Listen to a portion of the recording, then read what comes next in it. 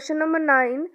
ABCD is a trapezium in which AB is parallel to DC and its diagonals intersect each other at the point O. Show that AO upon BO is equals to CO upon DO. तो सबसे पहले तो देखो यहाँ पर एक trapezium की बात की जा रही है। तो ट्रेपेजियम होता क्या है? ट्रेपेजियम आपका वो शेप होता है जिसमें दो साइड्स आपकी पैरेलल होती हैं और दो साइड्स नॉन पैरेलल होती हैं। और क्या बोला जा रहा है आपसे कि डायगोनल्स उसके ओ पॉइंट पे इंटरसेक्ट कर रहे हैं। तो सबसे पहले तो आप एक ट्रेपेजियम ड्रॉ करो। देखो मैंने ये ट्रेपेजियम ड्रॉ किया है। ABCD एक ट्रेपेजियम है जिसमें ट्रेपेजियम में क्या होता है, दो साइड्स पैरेलल होती हैं। तो ये वाली साइड और ये वाली साइड मेरी पैरेलल है और आपसे क्या कहा जा रहा है कि जो डायगोनल्स है उसके वो पॉइंट O पे इंटरसेक्ट कर रहे हैं, मतलब बेसिकली कट कर रहे हैं एक दूसरे को। तो डायगोनल्स आपके ये होते हैं, ठीक है, ये डायगोनल्स होते हैं आपके। और ये कहाँ पर इंटरसेक्ट कर रहे हैं? O पॉइंट पे इंटरसेक्ट कर रहे हैं, ठीक है। तो ये आपका एक ट्रेपेजियम है ABCD जिसमें दो डायगोनल्स हैं AC और BD जो कि O पॉइंट पे इंटरसेक्ट कर रहे हैं। अब आपसे कहा जा रहा है कि आप ये प्रूव करो। सबसे पहले तो आपको गिवन क्या क्या है, गिवन लिखो। तो एक ट्रेपेजियम गिवन है, ट्रेपेजियम ABCD है ना, ठीक है। और क्या गिवन है? AB is parallel to DC। और क्या है? AC and BD intersect at O। अब आपको प्रूफ क्या करना है? To prove AO upon BO is equal to CO upon DO। यही प्रूफ करना है ना आपको। देखो ये आपका एक ट्रेपेजियम है, ठीक है। सबसे पहले तो आप अगर देखो तो ये लाइन को मत देखो, ये लाइन भूल जाओ अभी। सबसे पहले तो आप अगर देखो ABCD आपका ट्रेपेजियम है जिसमें AB और CD पैरेलल है। वहाँ पर आपको कुछ भी ऐसा दिख रहा है जहाँ पर आप बेसिक प्रोपोर्शनैलिटी थ्योरम अप्लाई कर सकते हो? नहीं कर सकते हो ना। देखो तो हमें क्या करना पड़ेगा, इसके लिए कंस्ट्रक्ट करना पड़ेगा। अब आप क्या करोगे इसमें, आप AD पे एक पॉइंट लोगे E जिसको O से ज्वाइन करोगे, इस तरीके से ज्वाइन करोगे कि वो DC के पैरेलल आए, ठीक है। तो हमने EO एक लाइन ड्रॉ की जो DC के पैरेलल है। तो लिखो take a point E on AD, ठीक है, join OE such that EO is parallel to DC। अब देखो आपसे क्या गिवन में क्या है, AB DC के पैरेलल है ना, पैरेलल है। तो आपने जब इसको इसके लिए पैरेलल आपने बनाया, आपने कंस्ट्रक्ट किया, तो जब EO DC के पैरेलल है तो EO AB के भी तो पैरेलल होगा ना, ठीक है। Also EO is parallel to AB, ठीक है। क्योंकि आपका AB और DC पैरेलल था, इसीलिए ये जब इसके हमने पैरेलल कंस्ट्रक्ट किया तो ये इसके भी अपने आप पैरेलल हो जाएगा, ठीक है। तो अब आगे क्या करेंगे, देखो EO DC के पैरेलल है ना। अब आप यहाँ पर ध्यान से देखो, आप यहाँ पर बेसिक प्रोपोर्शनैलिटी थ्योरम अप्लाई कर सकते हो। इस ट्रायंगल में अगर आप ध्यान से देखो तो आप बेसिक प्रोपोर्शनैलिटी थ्योरम अप्लाई कर सकते हो। देखो ये आपका ये ट्रायंगल है जिसमें ये लाइन इसके पैरेलल है, तो this AE upon ED is equal to AO upon OC नहीं हो जाएगा? हो जाएगा ना। तो लिखो in triangle ADC since EO is parallel to DC, therefore AE upon ED is equal to AO upon OC, है ना। अब आप सिमिलरली इस ट्रायंगल के लिए भी देखो, ये इसके भी पैरेलल है ना। ये ट्रायंगल देखो आप, ADB ट्रायंगल देखो जिसमें EO AB के पैरेलल है। तो क्या हो जाएगा, अगर आप इसको सीधा करके देखोगे तो क्या हो जाएगा, DE अपॉन EA। पहले तो लिखो इन ट्रायंगल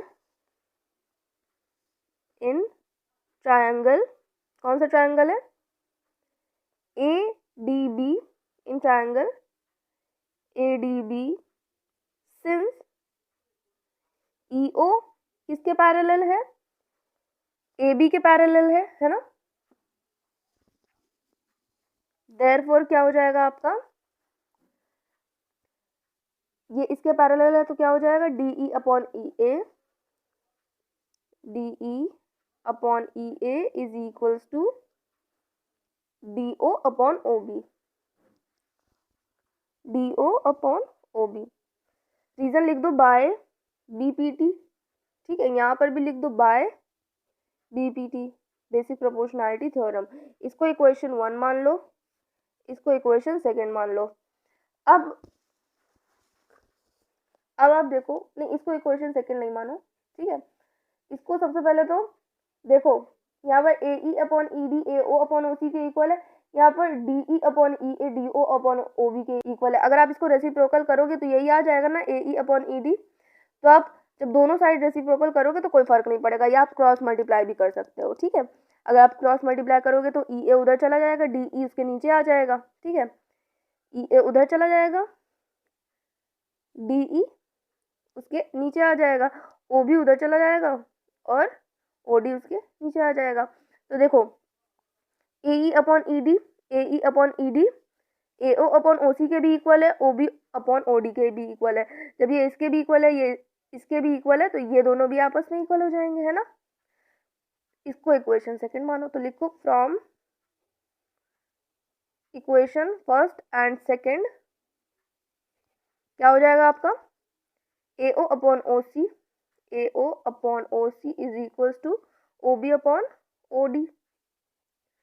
अब देखो आपको चाहिए क्या था, A O upon B O is equals to C O upon D O चाहिए था, आपको ये चाहिए ए ओ अपॉन में D O is equals to O C upon O D. तो आप क्रॉस मल्टीप्लाई कर दो ना, क्रॉस मल्टीप्लाई करोगे तो ओ बी नीचे आ जाएगा, ओ सी ऊपर चला जाएगा, ठीक है, और ओ डी उसके नीचे ऐसे ही लिख दो। तो देखो क्या मिल गया, ना A O upon B O, A O upon B ओ, आप इसको इंटरचेंज करके लिख सकते हो, कोई फर्क नहीं पड़ता, is equals to C O upon D O is equals to C O upon D O, hence proved,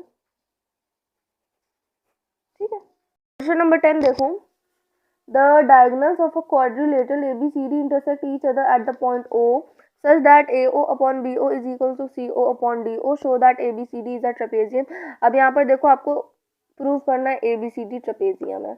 अब यहाँ पे आपको ये गिवन है, ठीक है, जो पहले आपको प्रूव करना था वो आपको गिवन है, और जो गिवन था वो अब आपको प्रूव करना है, ठीक है। तो सबसे पहले तो मैंने क्या बताया कि जो ट्रेपेजियम है उसमें दो साइड्स पैरेलल होती हैं तभी वो ट्रेपेजियम होता है ना।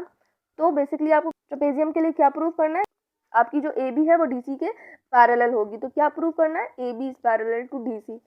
अब देखो पहले तो एक डायग्राम बनाएंगे, आपको क्या बोला गया है, क्वाड्रिलेटरल ABCD। तो क्वाड्रिलेटरल वो होता है जिसमें 4 साइड्स होती हैं। देखो आपका ये ट्रेपेजियम क्वाड्रिलेटरल होता है, क्यों, क्योंकि इसमें 4 साइड्स होती हैं।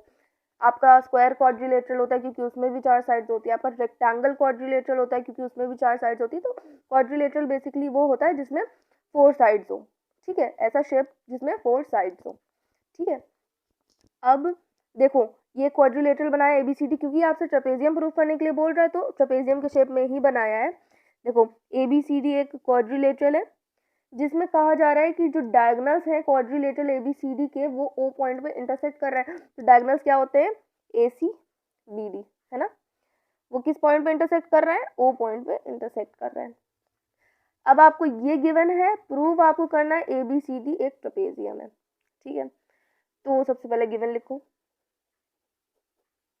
गिवन क्या क्या है, पहले तो एक क्वाड्रिलेटरल ABCD जिसमें AC and BD O point पे इंटरसेक्ट कर रहे हैं, इंटरसेक्ट एट O, और क्या गिवन है, सच दैट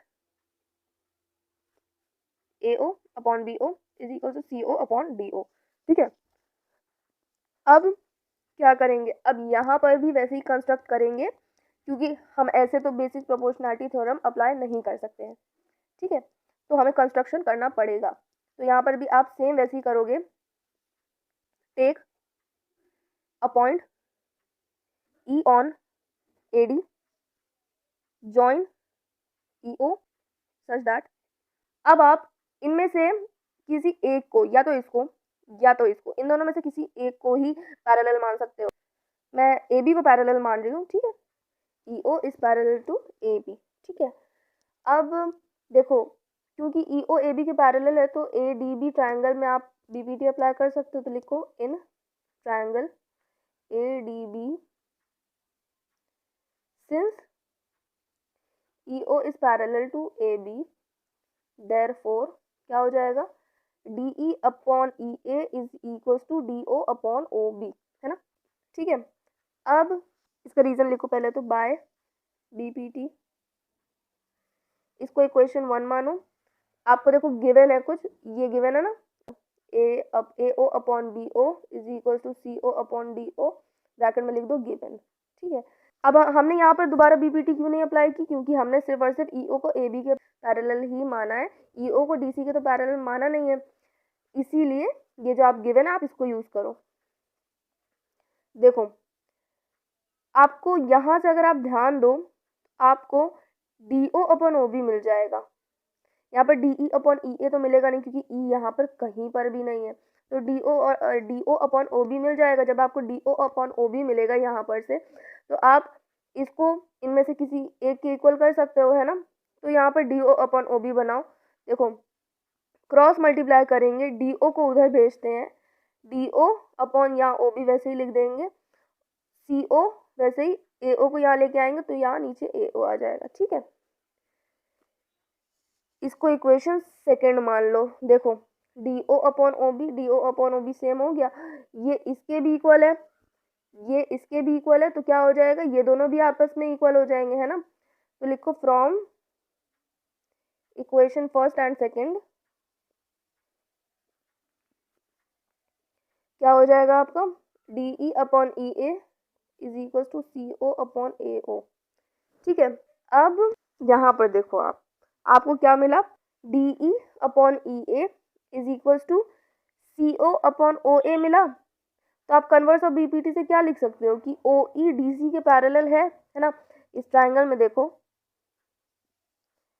आपको यही तो मिला ना, A E upon E D is equal to A O upon O C. तो आप क्या लिख सकते हो कि E O is parallel to D C. Converse of BPT से आप लिख सकते हो ना कि E O is parallel to D C, है ना। तो लिखो therefore E O is parallel to D C, ठीक है, E O is parallel to D C. Reason क्या लिखोगे, बाय कन्वर्स ऑफ बीपीटी, ठीक है। अभी भी हमें ए बी तो डी सी के पैरेलल मिला नहीं, है ना। अब नेक्स्ट क्या करेंगे, देखो अच्छा आप सोच रहे होगे कि मैंने सिर्फ ई ओ को ए बी के पैरेलल ही क्यों लिया, ई ओ को डी सी के पैरेलल क्यों नहीं लिया। और 9th क्वेश्चन में तो हमने ऐसे किया था कि ई ओ ए बी के पैरेलल भी है, ई ओ डी सी के पैरेलल भी है, ठीक है। तो 9th क्वेश्चन में ऐसा इसलिए था क्योंकि ए बी डी सी के पैरेलल हमें गिवन था, बट यहाँ पर हमें वो प्रूव करना है, यहाँ पर हमें गिवन नहीं है। देखो हम सिर्फ एक ही के लिए कंस्ट्रक्ट कर सकते हैं, ई ओ को ए बी के लिए कंस्ट्रक्ट, ई ओ को ए बी के लिए पैरेलल माना, ठीक है। अब वहाँ पर क्या था, हमने ई ओ को ए बी के लिए पैरेलल माना था, तो ए बी डी सी के भी पैरेलल था क्वेश्चन नंबर 9 में, तो इसीलिए ई ओ ऑब्वियसली डी सी के भी पैरेलल अपने आप ही हो जाएगा, है ना, क्योंकि वहाँ पर तो कंडीशन हमें गिवन थी ना कि ए बी डी सी के पैरेलल है। तो अगर हम इससे पैरेलल बताएंगे तो ये इससे भी पैरेलल हो जाएगा क्वेश्चन नंबर 9 में, ठीक है। लेकिन यहाँ पर तो ऐसा कुछ था नहीं, यहाँ पर हमें ट्रेपेजियम प्रूव ही करना था, यहाँ पर हमें ए बी डी सी के पैरेलल प्रूव ही करना था। तो यहाँ पर हमें इसीलिए सिर्फ और सिर्फ ए बी के पैरेलल ही माना है, और दूसरे के लिए हमें प्रूव करना पड़ा, ठीक है। तो अब यहाँ पर देखो ई ओ डी सी के पैरेलल है, और हमने क्या किया था, ई ओ को ए बी के पैरेलल कंस्ट्रक्ट किया था, है ना। तो क्या हो जाएगा, and E O is parallel to A B also. तो देखो ई ओ डी सी के भी पैरेलल है, ई ओ ए बी के भी पैरेलल है, तो क्या हो जाएगा, ए बी डी सी के भी पैरेलल हो जाएगा, है ना, ठीक है। क्या लिखोगे, therefore A B is parallel to D C, that is ABCD is a trapezium. Hence proved.